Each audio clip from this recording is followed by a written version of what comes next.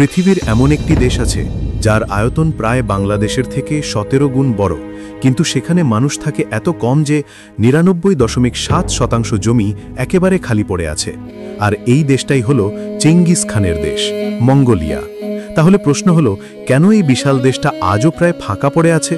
ভিডিওটি শুরুর আগে আমাদের চ্যানেলটি সাবস্ক্রাইব করে পাশে থাকা বেল আইকনটি অন করে দিন, যাতে এরকম নতুন নতুন সব ভিডিও সবার আগে আপনার কাছে পৌঁছে যায়।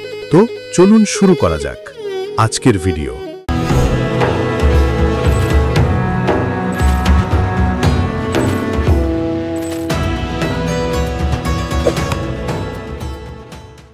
মঙ্গোলিয়া এশিয়ার উত্তর পূর্বে অবস্থিত। উত্তরে রাশিয়া আর দক্ষিণে চীনের মাঝখানে এক বিশাল ভূমি। দেশটির আয়তন প্রায় ১৬ লক্ষ বর্গ কিলোমিটার, কিন্তু জনসংখ্যা মাত্র ৩.৪ মিলিয়ন, মানে প্রতি বর্গ কিলোমিটারে মানুষ থাকে গড়ে ২ জনেরও কম। এটাই পৃথিবীর সবচেয়ে কম ঘনবসতিপূর্ণ দেশগুলোর একটি। এর বিশাল অংশ জুড়ে রয়েছে গোবি মরুভূমি, বিস্তীর্ণ তৃণভূমি আর শীতল পর্বতমালা। এখানে শীতকালে তাপমাত্রা নেমে যায় -৪০ ডিগ্রির নিচে, আর গ্রীষ্ম হঠাৎ বালিঝড় ও তুষারপাত হতে পারে একই দিনে। মঙ্গোলিয়ার সবচেয়ে বড় সমস্যা হল এর চরম জলবায়ু। এখানে এক বছরে শীত আর গ্রীষ্মের তাপমাত্রার পার্থক্য হতে পারে প্রায় ৭০ ডিগ্রি সেলসিয়াস। এত ভয়ঙ্কর পরিবেশে স্থায়ী কৃষি সম্ভব নয়। বেশিরভাগ মানুষই যাযাবর জীবনযাপন করে, ভেড়া, ঘোড়া, উট আর ছাগল পালনের ওপর নির্ভর করে বেঁচে থাকে। এই কারণেই দেশটিতে বড় বড় শহর গড়ে ওঠেনি। মোট জনসংখ্যার প্রায় অর্ধেকের বেশি মানুষ এখন রাজধানী উলানবাটরে বসবাস করে, বাকি পুরো দেশটাই প্রায় শূন্য। ১২শ শতাব্দীতে এখান থেকেই উঠে এসেছিলেন ভয়ঙ্কর যোদ্ধা চেঙ্গিস খান। তিনি ছোট ছোট যাযাবর উপজাতিদের একত্রিত করে তৈরি করেছিলেন মঙ্গল সাম্রাজ্য, যা একসময় চীন থেকে ইউরোপ পর্যন্ত বিস্তৃত ছিল। মানব ইতিহাসের সবচেয়ে বড় সাম্রাজ্য। কিন্তু তার মৃত্যুর পর সাম্রাজ্যটি ভেঙে যায়, আর মঙ্গোলিয়ার মানুষরা আবারও ফিরে যায় তাদের যাযাবর জীবনে। আজও গ্রামীণ মঙ্গোলিয়ায় মানুষ তাঁবু বা ঘের ঘরে থাকে, যেখানে বিদ্যুৎ, পানি বা আধুনিক সুযোগ সুবিধা খুবই সীমিত।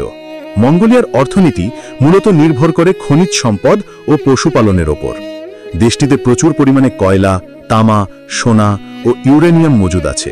কিন্তু চরম জলবায়ু, অবকাঠামোর অভাব আর প্রযুক্তিগত সীমাবদ্ধতার কারণে এই সম্পদগুলো পুরোপুরি কাজে লাগানো সম্ভব হয়নি। এছাড়া দেশটির কোনো সমুদ্র বন্দর নেই, তাই আন্তর্জাতিক বাণিজ্যের জন্য চীন বা রাশিয়ার উপর নির্ভর করতে হয় সম্পূর্ণভাবে। এই ভৌগোলিক বন্ধিত্ব জনসংখ্যা বৃদ্ধি ও অর্থনৈতিক উন্নয়নকে বাধাগ্রস্ত করেছে। মঙ্গোলিয়ার মানুষ প্রকৃতির সঙ্গে মিশে বসবাস করে। তারা এক জায়গায় স্থায়ী না থেকে ঋতুর পরিবর্তনে স্থান বদলায়। এই সংস্কৃতি তাদের ইতিহাস ও পরিচয়ের অংশ। তাদের বিশ্বাস, পৃথিবী কারো মালিকানা নয়, সবাই এর অতিথি। এই দার্শনিক জীবনধারা আজও মঙ্গোলিয়ান সমাজে গভীরভাবে প্রথিত। তাই সরকারও অনেক ক্ষেত্রে অতিরিক্ত নগরায়নকে নিরুৎসাহিত করে, যাতে তাদের ঐতিহ্যবাহী যাযাবর জীবন রক্ষা পায়। আজকের মঙ্গোলিয়া ধীরে ধীরে পরিবর্তিত হচ্ছে। ইন্টারনেট, সোলার এনার্জি ও মোবাইল প্রযুক্তি পৌঁছে গেছে দূর গ্রামের তাঁবুতেও। তরুণ প্রজন্ম শিক্ষা ও প্রযুক্তির মাধ্যমে দেশকে এগিয়ে নিতে চায়। তবু এখনো পর্যন্ত দেশের ৯৯.৭ এলাকা জনশূন্য, কারণ কঠিন জলবায়ু ও ইতিহাসের উত্তরাধিকার এখনও তাদের জীবনযাত্রা নির্ধারণ করে।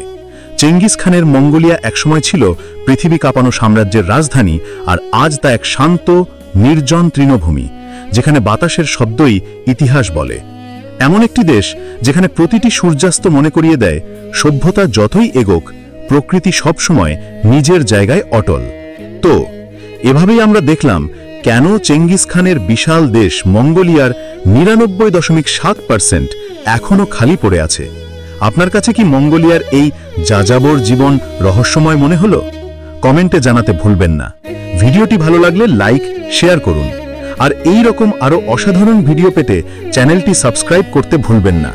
ধন্যবাদ সবাইকে, দেখা হবে পরের ভিডিওতে।